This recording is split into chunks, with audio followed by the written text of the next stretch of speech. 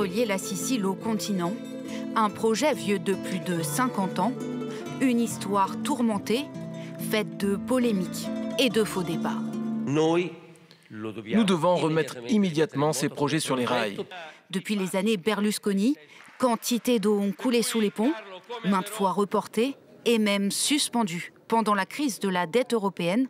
Le projet n'a jamais complètement disparu et le gouvernement de Giorgia Meloni semble même en bonne voie de le faire enfin sortir de terre. La première ministre Meloni et le vice-premier ministre Salvini ont adopté la résolution concernant le pont sur le détroit de Messine.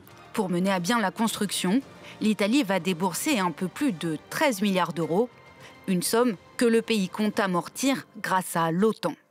En la comptabilisant comme une dépense de défense, Rome multiplie ainsi ses chances de porter à 5% de son PIB ses dépenses militaires, comme elle s'y est engagée. Car dans cette fourchette, un peu plus d'1% peut être lié à des projets liés à la défense, et la Sicile abrite une base de l'OTAN. À ce stade, nous pouvons dire non pas que ce serait, mais que ce sera le plus long pont suspendu au monde. Le pont de 3,7 km a vocation à remplacer les ferries qui assurent la liaison entre la Sicile et le reste du continent. Une promesse de croissance et d'emploi pour le gouvernement dans deux régions parmi les plus pauvres d'Italie, la Sicile et la Calabre. Pourtant, depuis le départ, le projet est contesté par une partie de la population.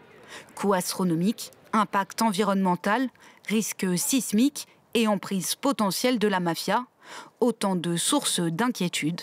Mais rien ne semble pouvoir arrêter l'Italie dans sa volonté de donner naissance à ce pont.